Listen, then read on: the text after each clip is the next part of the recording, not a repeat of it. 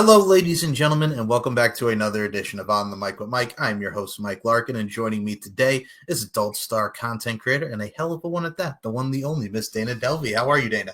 I'm good. It is a pleasure to have you on the show. First and foremost, as someone who's seen your work, has seen you do the damn thing from front of the camera, behind the camera, I gotta say, a lot of great quality content. I've been enjoying what I've been seeing. You're very welcome. So let's start from the beginning here because one of the greatest art forms is the adult entertainment industry and content creation. So I got to ask you, what kind of gravitated you towards the adult entertainment industry and the content side of things? What kind of gravitated you towards it? Real simple. I've been doing this stuff forever. I've been in sex work of one kind or another for years and years and years and years. And right after the pandemic, I was like, why am I not creating? And that wasn't just like jump on the bandwagon. It was just like, why am I not doing this too?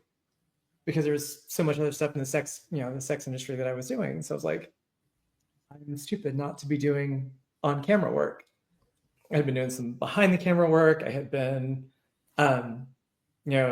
chatting and doing some of those things and actually doing some, video interaction stuff. But I was like, why am I not on camera? Like, I'm at least as pretty as these girls I'm shooting.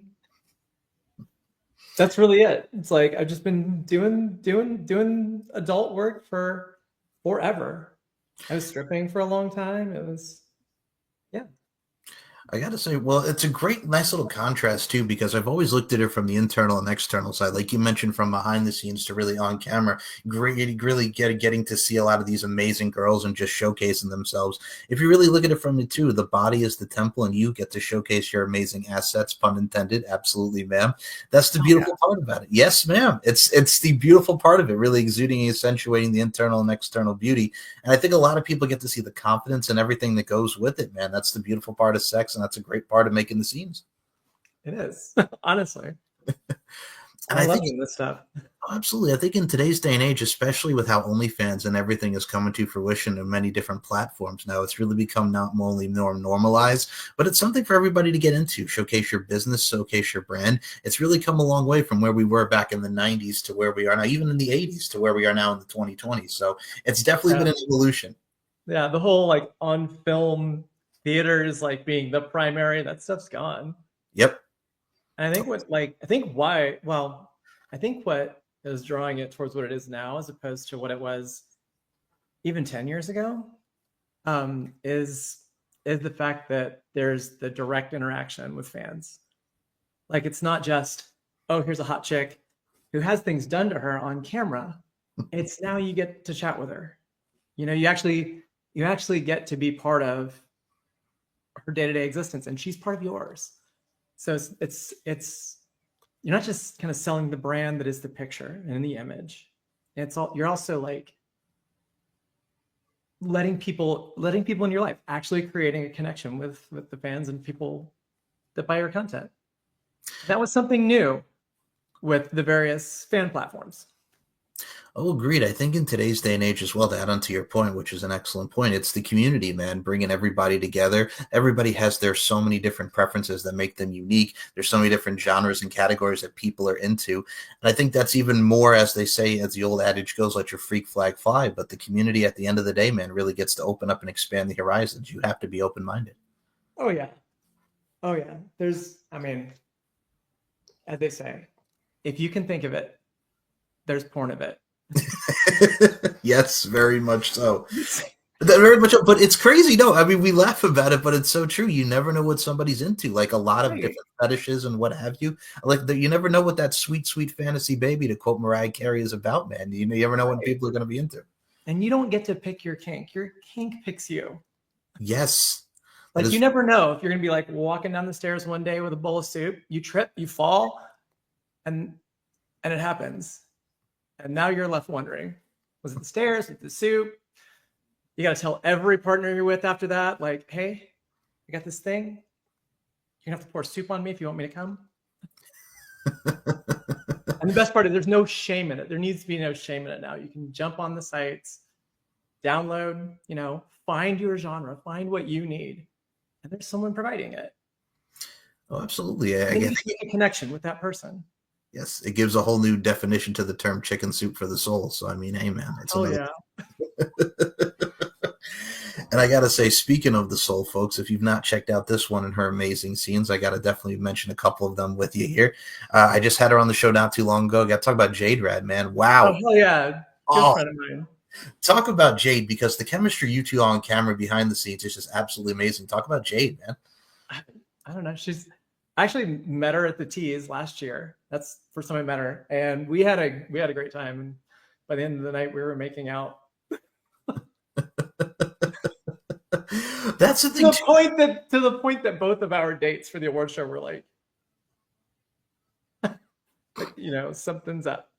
But no, she's become this goofball friend of mine, and she's a goofball. Like what you see, on cam on her socials all the time. That's how she is. She's just so full of energy, goofy, silly, fun, and it's great to have her around. So when she comes out to Vegas, and she's out here this week, so probably gonna have to do something. But yeah, so that's what it is. It's just we are such good friends. We're attracted to each other, and so there's chemistry there, and we had just have fun together. So yeah, we just have fun together. Absolutely. And I got to say, the ones that we've seen on your socials as well, just in general, man, I think what I love about it too, as well, is like you mentioned, the authenticity and genuinity and the love and the passion for one another. I think that's also what really encompasses a great scene, man. You could tell even within your work, Miss Dana, the fact that you love what you're doing, you're passionate, and it does show. I think that's the best part of what we get to see with your scenes, and as a whole, it really does show the sexiness and the overall vibes, my friend. That's good. I'm happy because I do enjoy doing it. I Absolutely. mean, But yeah, it's playtime. Like every time you get to make a scene, it's playtime. absolutely. And I think what's also great about it too is, and I've always mentioned this about the adult entertainment industry and why I have such love and respect for it. I think also the safety part of it is just, be doing it safe and applying your craft in spectacular fashion. I think that goes a long way with it too, from that side of things, because it's really about just being safe, being spectacular, and also putting out a damn good content and great scene within the encompass of it. Oh yeah, and I mean that is one of the great things about the way that. I mean, I can't speak to it before about 4 or 5 years ago when I started creating content. But in this whole time, the whole time that I've been doing it, everyone is so respectful. I think because all of us meet each other on the same professional level, it's just very respectful. People discuss boundaries very openly. Like I say, consent is one of the sexiest things on the planet. And I mean, it just really is. It's like it puts you in the moment, gets you wrapped up, ready to go as you're talking about it. Makes you feel safe. And it's just like, yeah. So everybody's really respectful of boundaries and each other, and that is cool. There's camaraderie across the industry. You're not besties or good friends with everybody, but I haven't met anybody who I wasn't at least friendly with. Everybody in this industry is awesome. Of course. I think the net, like we mentioned earlier with the community point of view, it's also networking too. Like you mentioned the TEAs, and I mean, we have the AVNs. There's so many great award shows that really encompass the greatness that is adult content and just great people that do it. I think the networking part of the TEAs and everything, the award shows are spectacular. It's elegance, it's everything, it's passion, it's sexiness, it's overall rawness. But damn it, man, the networking that you get there is absolutely incredible. It's invaluable, and then you meet good friends there too. People you might not meet otherwise, because we come from all over to go to these award shows, whether it's the T's, X3, all the various Femdom Awards here in Vegas. Those are always a lot of fun. But you meet people you wouldn't otherwise meet in the industry, and then so you pick up friends like Jade and I, Kayla Luna and I. It's like, oh, I would never have met them if not for these, conventions and award shows. So they're valuable. They're also valuable about bringing awareness to stuff. Oh, absolutely. I mean, I look at it from a day and age too, and I even say it now. I think the best part about today's day and age of the adult entertainment industry is the diversity, the equality. I think with everybody, man, there's something for everybody. And I think the people that put into the forum, into the platform of what they do, not only is it respective, it's admirable, it's courage, it's confidence, and it's everything that goes into what makes a great human being and what makes a great scene. I think that's the most focal and infiltral part about what we get to see. I think it's wonderful, and also at the same time time too. You mentioned names like Kayla Luna, you mentioned Jade Red. I mean, even Rhea Bentley, like the chemistry y'all have, the camaraderie. She lives just down the street, and she's awesome. Oh, We that's do karaoke on Tuesdays. Now I'm curious, what songs were y'all singing, man? She usually does these great like 70s disco and 70s rock songs. Just the like and she's really good. And I always sing like 3 or 4 each night, and one's always like a punk or an alt or a hardcore song because it's just fun to do. One's always a country song. One's always it's either like a crooner ballad or it's like show tunes. Going back to my years and years doing drag like long ago, and then I'll usually pick up something goofy. It might even anything from opera to rap. See, that's a nice little mix there. I will say that. I mean, back in the day on MTV, for those who remember, we had Say What Karaoke hosted by Dave Holmes. Oh yeah. Yes. Like, it's stuff like that that just bonds people together. And I mean, it was even like we hardly ever see shows like that anymore. But god dang it, man, you saw every celebrity on there, from like Danielle Fishel from Boy Meets World and everybody from MTV at the time, like Eminem. Like, it's crazy, like just how the world has really evolved from where we were. That even music, everything just constantly evolves and changes, man. Sure. If it didn't change, it would be boring. This is true. This is very true. And I will say this as well. Speaking of everything that changes, man, you have such creative juices in front of the camera and behind. One of the things that I love about you too is, man, you can rock a sexy scene with Chris Epic and do a little pool action, if you will. Just everything from where you are, from the creativity, I think that goes into the scene. Because how important is the storytelling? And I'll ask you this because I love this question. The storytelling and just the scene and the passion, everything that goes into it. It's an accoutrement, man, telling the story and putting storytelling for me, storytelling is what it's all about. It can be something as simple as, oh my goodness, I put on expired sunscreen. All the way up to, I've put together full on scripts, and it's been like, hey, it starts, rolls to a flashback, flash forward, and like throughout the scene, just because it's occasionally fun to make a true piece of art, and you can tell story through lighting, through just changing set and setting. I mean, but there's always a story to every scene. There should be a story to every scene in my mind. Sometimes it's got to have an arc. And think about it. We always have an arc in a scene, even if it's not explicit. Girls start out kissing, filling each other up. And then, it ramps up, right? Like, gets hotter and hotter and harder. Fucking's getting harder. Fucking's getting wetter, slipperier, grosser. They're getting the smacking sounds, the squelching sounds. And then, everybody comes. Big climax. And then usually a little tail on that. Somebody's eating some cum or getting it drizzled or playing with it in their mouth. They're just, there's always a story. And it's how big do you want to make that story? And it's how beautiful do you want to make the set and the setting? Which can be just lighting. It can be going somewhere different, Make art, folks. It may be sexy art, but it's art. You see, one of my favorite quotes ever, I love that you brought that point up. It's one of my favorite quotes ever is, life is an art form. We're all applying our crafts. And at the end of the day, we're all painting our canvases. We all have different everything that goes into it. I mean, everything in life is an art. You have to look at it like that. And I also like how you brought up the storytelling, because I've always said it's the subtleties, intricacies, and nuances that really even make up a scene, whether it be a movie, whether it be adult film, like even the slightest lick of the lips or the slightest little facial expression. It works. It works. And along with the storytelling, I love telling stories. Anybody who knows me knows that I don't shut up. I joke that if I stop talking, I've probably forgotten how to speak. But with the storytelling, my love of storytelling, my best friend here in Las Vegas, Sarah Diavola, is she's an amazing cisgender femdom performer.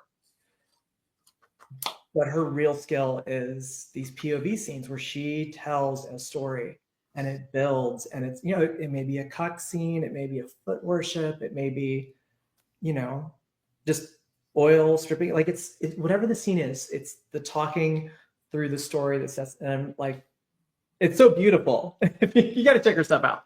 But it's so beautiful that I'm like, oh, this is what I'm going to move into. And it's in that femdom and kink realm, I'm going to keep doing regular scenes because they're fun. But it's that ability is tell a story. Tell it, at your pace, draw it out, make it sexy, while at the same time, like really connecting with whoever's on the other end of that, so that you're doing it for some specific kink and they're getting what they need and you're having fun building a story. So keep an eye out for where I'm moving. Like the majority of my brands, that comes with the dark hair, the darker aesthetic. We're moving into more femdom, but partly growing as an artist, and then partly so that I have more just kind of breadth to do this storytelling piece.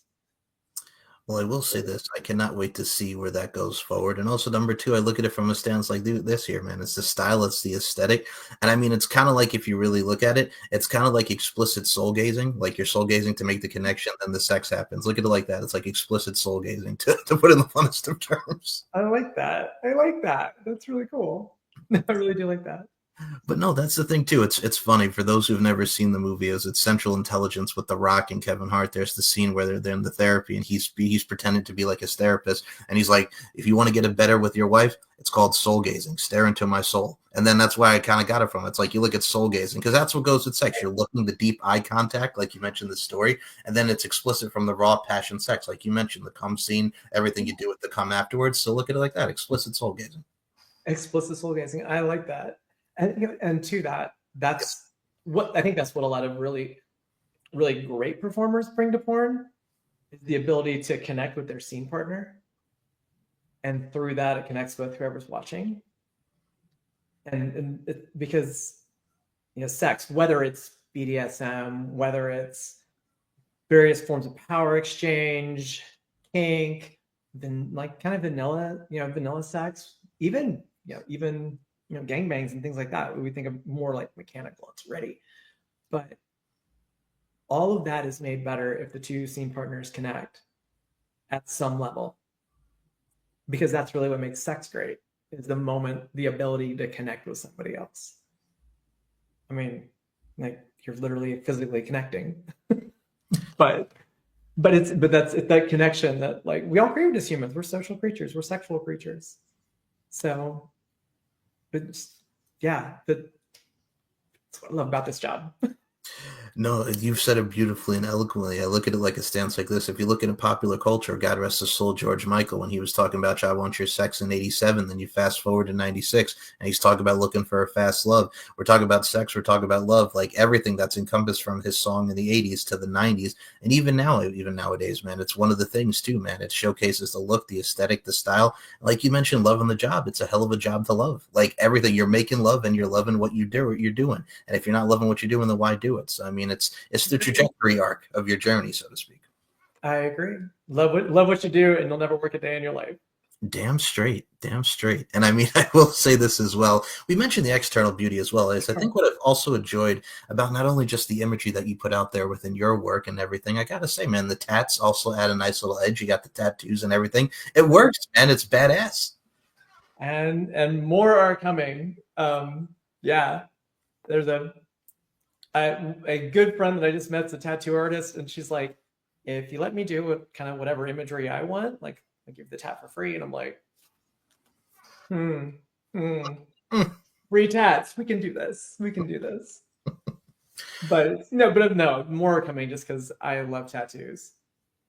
But I'm choosy about them, and now that I've come into my own and like in my internal space, I guess.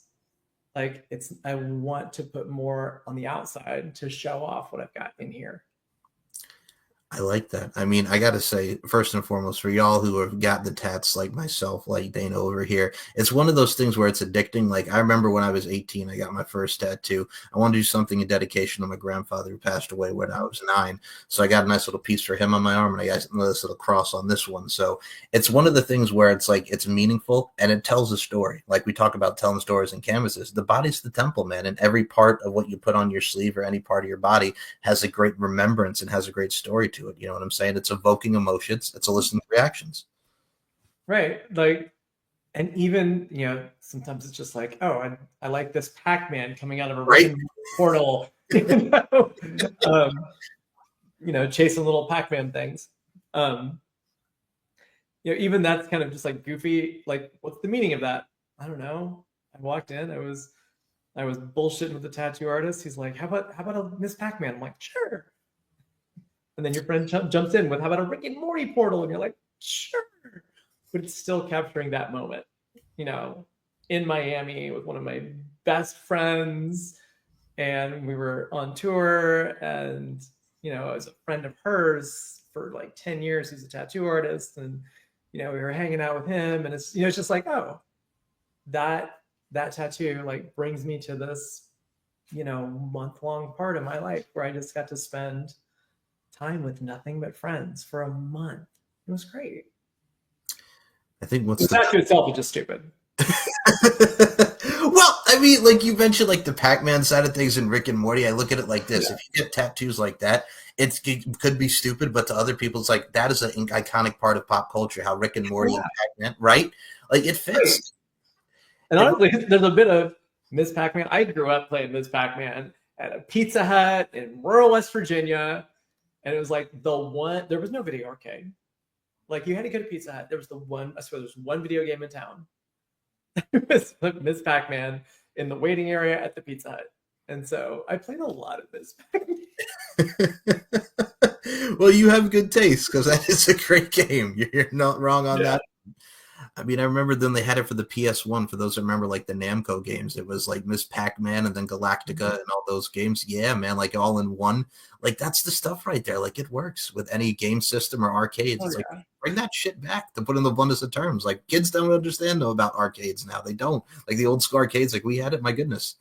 I mean, that's where you could play the video games. Right. Exactly. That long. It's not even that. We're like talking about, oh, the kids these days. It's like, it's not even that long ago. It's not, but it's where the best games were. Yes. And I will say, you know, places today, I'm not going to like name the names just because, you know, the context. But, of course.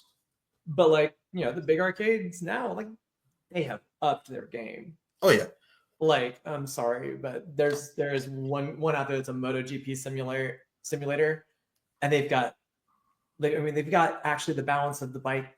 It's not perfect, but it actually feels like, I'm like, oh wow, this is actually moves like my bike. So it's, yeah, they've upped their game. They're competing with the consoles. So I don't think arcades are going anywhere. And who's going to have a skee ball in their house? Come on.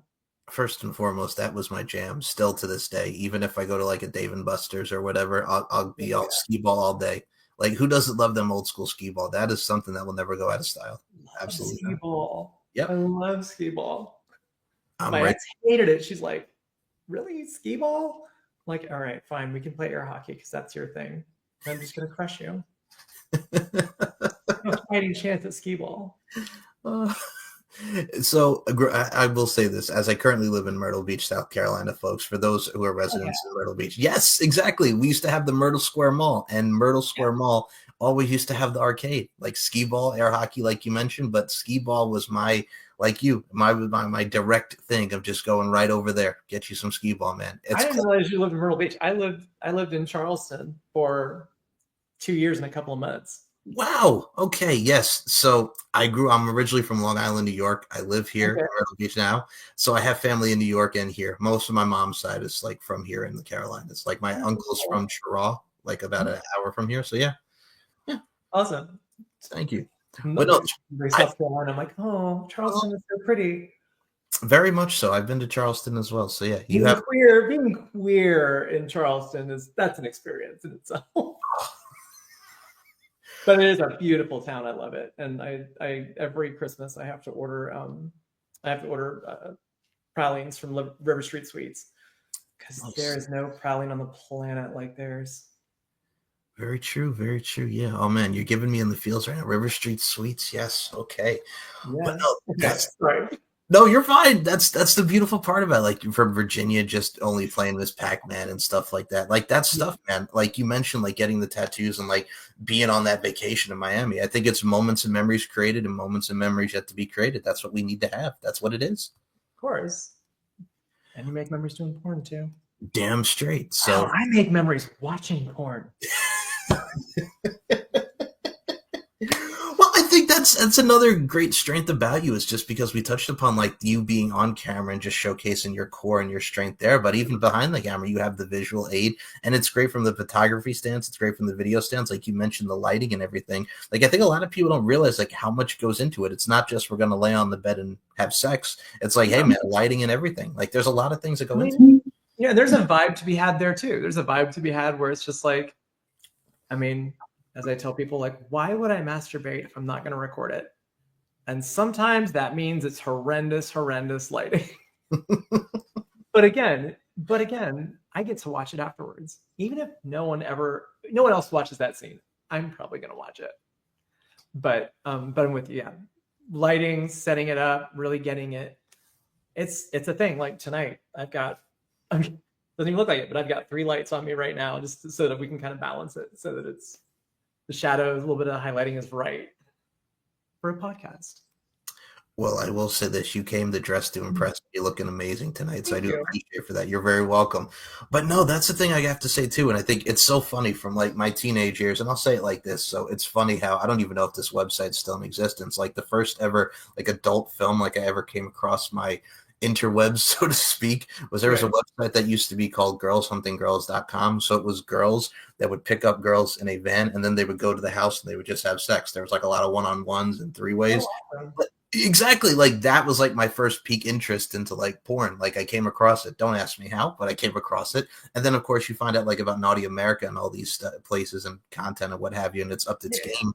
But it's like, fuck, man. Like, I mean, even looking at it 20 years later, it's like, geez Louise, we've really come a long way. You've come a long way, baby. Sorry, that just dated me. Yes, you know what it is too. But here's the thing too: the old school nostalgia, we love it and we love everything. But I look at it from a stance like this now, especially in 2025. I think the equality, like we mentioned earlier, is there. The image is there. We have many people of all different shapes and sizes, and a lot of great people doing this damn thing. Much like yourself, I include in those sentiments. But damn, man, like that's the beautiful part, man. Just open up, expand your horizons, no judgment. Just fucking apply your craft. Honestly, I think that's a great thing about internet porn too. Is the ability to, like, it's just like the internet across the board. It lets you find your community.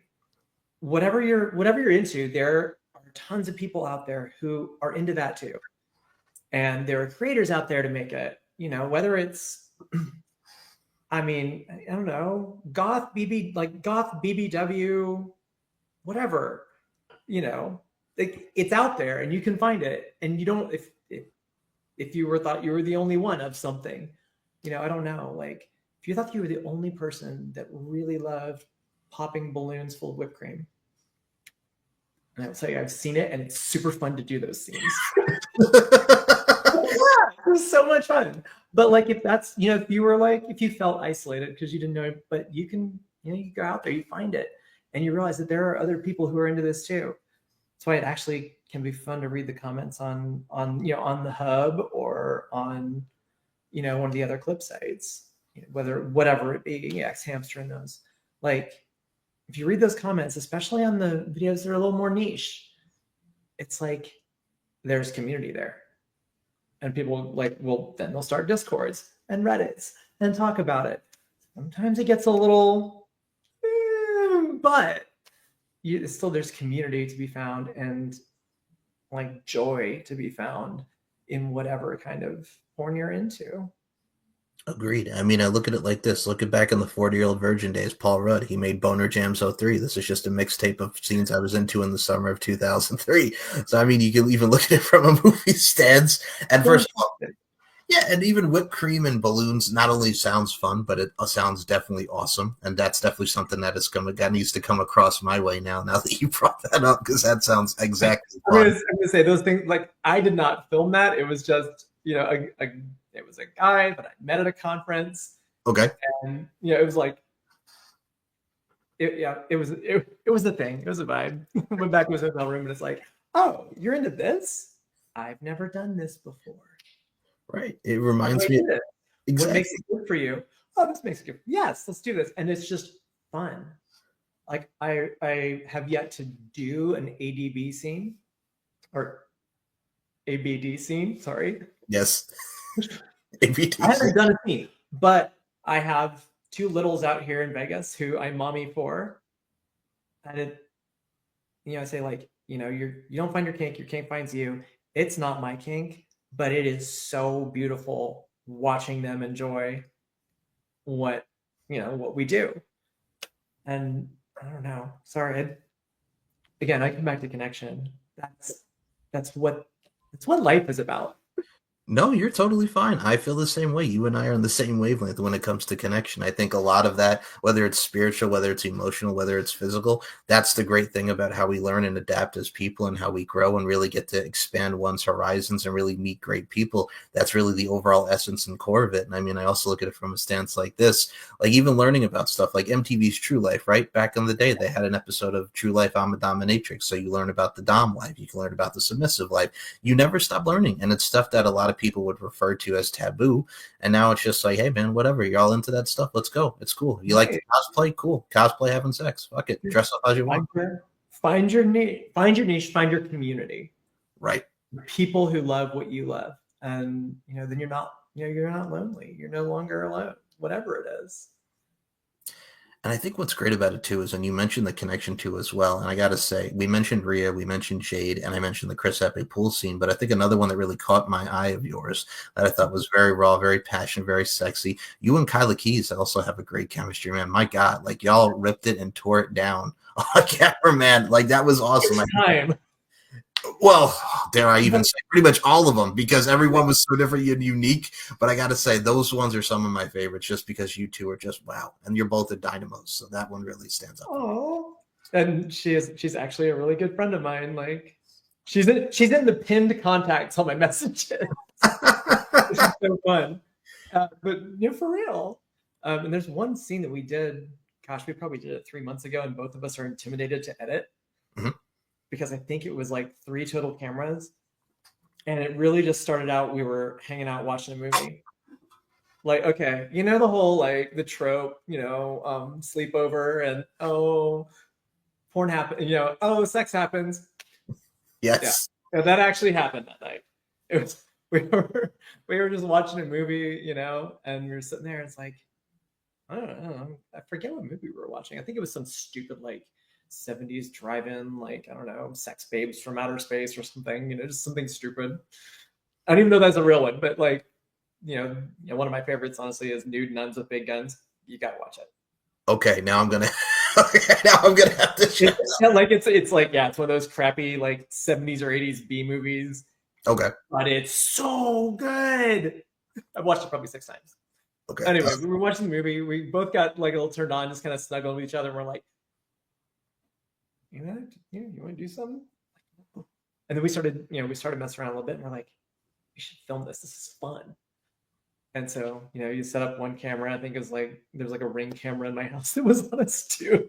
We found out about afterwards, we're like, let's download and then delete that one. But, and then we had a camera in hand, and we just kept, and it was, I don't know how long it's going to take to edit that scene down to what we're going to edit it to. But we were having fun for 3 hours.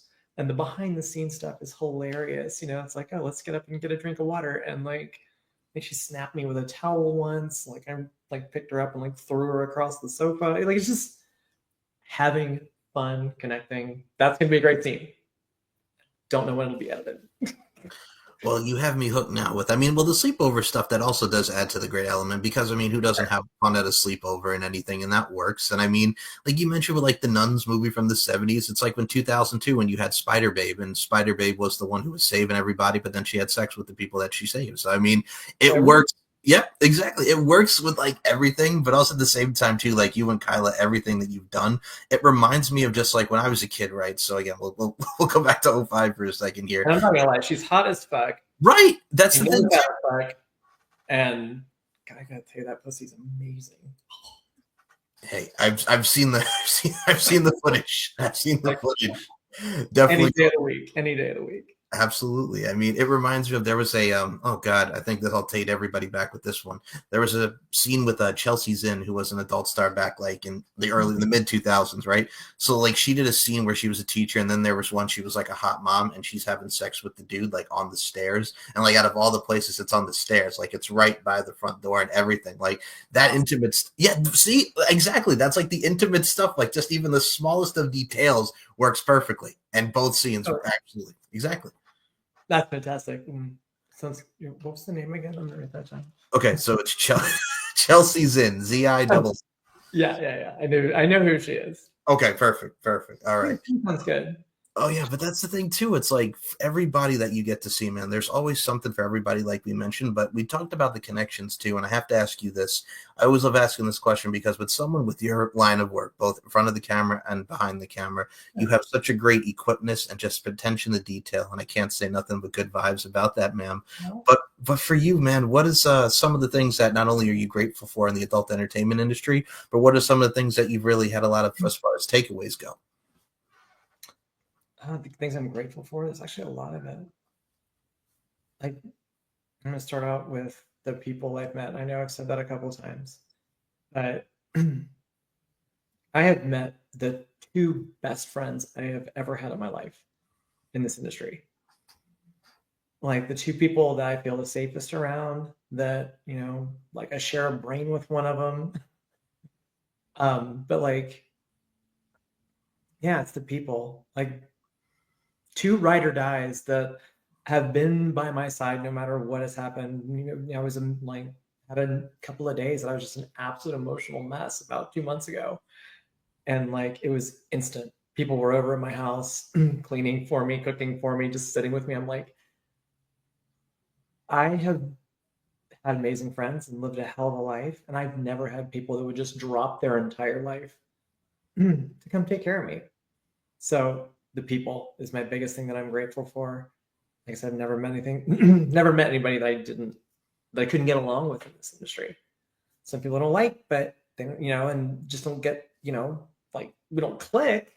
But if I see them at a party, we're still gonna talk, you know? Yeah. I mean, it's what brought me out of San Diego to Vegas. People are like, why would you leave San Diego? I'm like, they're like, is it the, the cost of living and all that? I'm like, no, because the coolest people I know live here in Vegas. So I'm moving where the people are, the people who are, because we are in a sense, like at least partly, we are the people in our lives. So put good people in your lives and you'll live a great life. And that's the thing I'm most thankful for. After that, it's just self exploration, and it's not just sexual, it's psychological. It's like, especially when you do some of the kink scenes, you have to, you're exploring parts of yourself, like your own boundaries, and then it becomes the thought of, well, why do I have that boundary? Some boundaries you're like, oh, I get it, but some you're like, ooh, that made me feel a way. What was that about?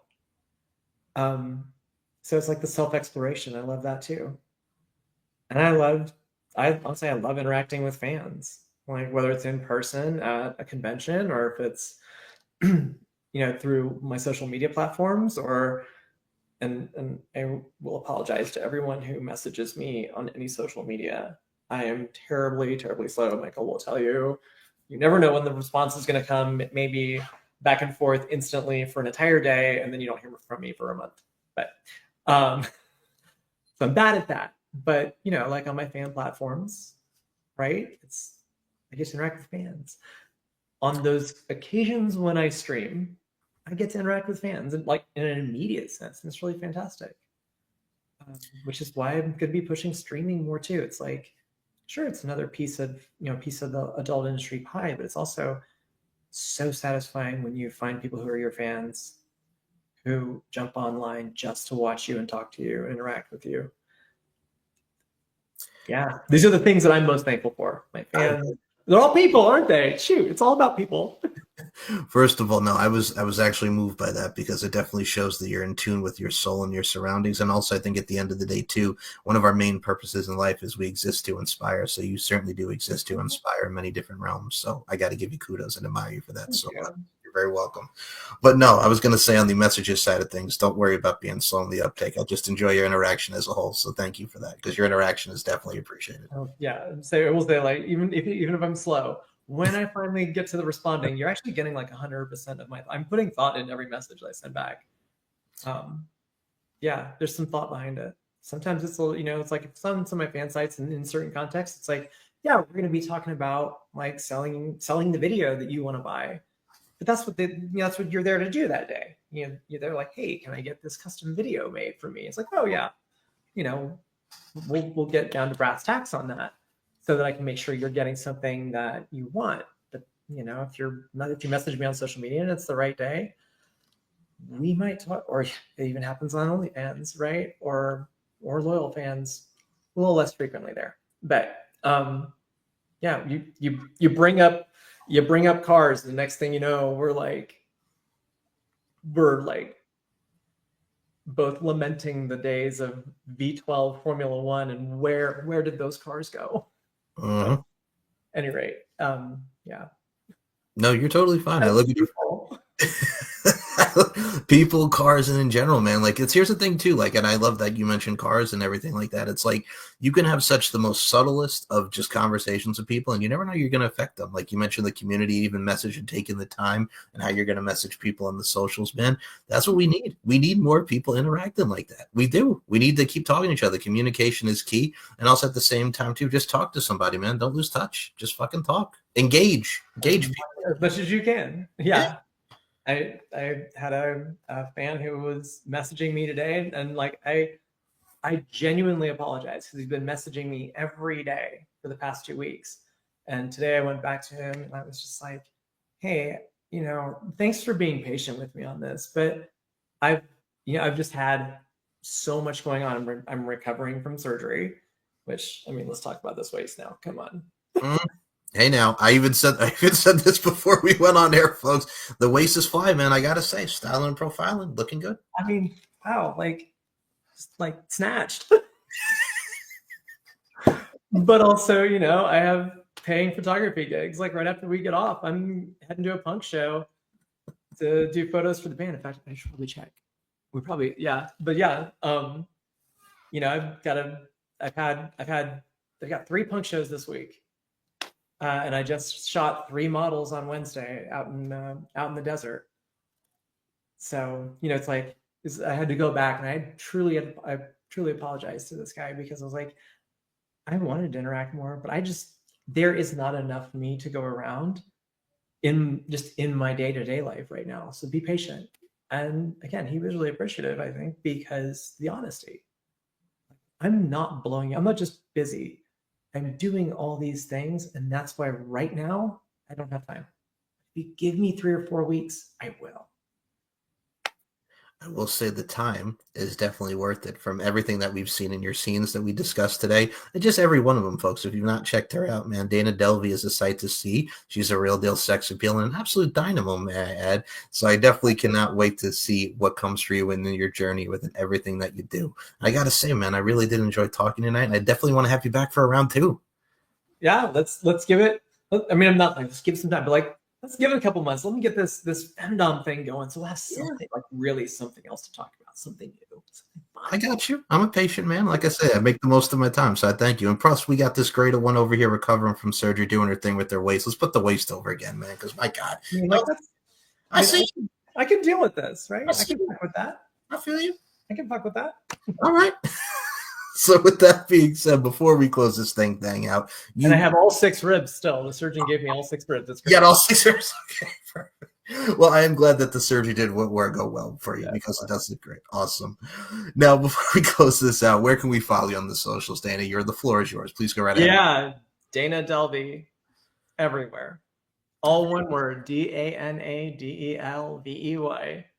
Whether it's Insta, whether it's X, whether it's OF, all the clip sites. Can I say all their names? Am I allowed to? Yeah. Okay, I have many vids. I want clips for sale. That's where my stuff is. And so yeah, it's all the stores are just Dana Delvey, one word. I apparently nailed that name thing. I'm just gonna say there's like, I don't have to put numbers on it. I don't think of something goofy. It's just all, you know, Dana Delvey. And yep. And the links will be in the description. I also just have to put that out there. One of the best parts about it, because we mentioned the storytelling and the subtleties throughout the show, but Dana Delvey is a hell of a porn name. I got to put that out there. I love the name, just first and foremost. It works perfectly. It has a nice little flow to it. The brand market. Yes, DD. Yeah. I like it. Honestly, I love it. That's what I'm just saying, like, that's some of the best parts. I think a lot of people can attest to that. Like, if it's all in a name. It's all in a name, man. And you know, this is my socials. least my stories are always like whatever I'm doing in a moment. Mhm. Karaoke goes up there. If I'm having dinner with a friend, it's up there. Like it's nearly daily. It may just be that I'm getting the car wash and the roof on the Jeep leaked. Like sitting there, like water coming in. Like, oh, this is the story today. Look, I didn't put the roof back on the Jeep right. Look at this. This is fun. There's also there's a sexy scene in that too in its own right, because like a car wash, like even just the stories, man, just a sexy girl's washing a car. Who doesn't love a good car wash, man? There's a scene in itself, even. You know what I'm saying? Those are even some of the sexy scenes in their own rights. But I think like that's that's what my socials are. I mean, yeah, Twitter tends to be a lot of porn. Okay. Let's face it, that's what Twitter's about. Yes. Twitter's for porn. The internet is for porn. Yes. Twitter is the internet. So Reddit too is for porn. Very much so. But on the more mainstream, like it's not mainstream because Twitter's pretty mainstream. It's on the more curated and safe for work socials. You know, I've taken down a ton of old stuff off of there, partly because I went to jail. I went to meta jail for a couple of weeks, as so many in this industry have. But got the account back, and it's like, well, we're gonna shift it, day in the life stuff, a lot of it, because I just realized, like, the canned stuff is fun, like the little vignettes that we do, little skits. But honestly, it is about connecting, and I want people to see a bit into my life, even if that is a well-lit portion of my life. But see what I'm doing, like who I am. Well, that's who I am. It's goofy. Well, I gotta say, first and foremost, I am highly entertained, not just by the car wash, but I agree with you on that. That's the best part, because you have to. I mean, you have to be your authentic self. And I think also going out there, it's a day in your life, but also at the same time, too, there's sexiness to everything. There's levels. So you know what I'm saying? It's the levels of everything, man. And like, yes, you can make everything sexy. I mean, shoot, just wear a low-cut top. Well, one of my good friends last year, we went out and washed the cars. It's like, well, you know what? I will say, the guys that were walking their dog across the street, yeah, they slowed way down. Like, hi guys, we're just washing the cars. But yeah, you can definitely do day in the life that's sexy. But sometimes just the connection is sexy. Agreed. Like, I still have a thing. I see a freaking hot girl in a pair of like sweatpants and a tank top. It's like, ooh. See a guy just rolling around in blue jeans and no shirt, covered in grease and motor oil from working on a car. It's like, ooh, you can do things to me, and like, right? That's not necessarily sexy. Like, it's not meant to be. It's like, it's 110 degrees out here, and like changing the oil in my car, you get dirty, it's hot, it's sweaty, but like sometimes just day-to-day life can be sexy. Agreed. No, I definitely feel that, because there's so many things that I think a lot of people can't even realize. It's not just the physical, it's the daily life. It's anything in life, any moment, any memory, and that you can create is sexy. You have to just find the right way to do it, and you have to put your heart and soul into it. Cool. It was really nice talking to you, Michael. The same, man. So with that being said, for Dana Delvey, my name is Mike Larkin. This concludes another edition of On the Mic with Mike. And as I always say to end each and every one of these shows, beauty, strength, and dominance, the three key elements that make women the work of art that they are. Miss Dana Delvey, I include you in those sentiments. Thank you so much for your time. Thank you.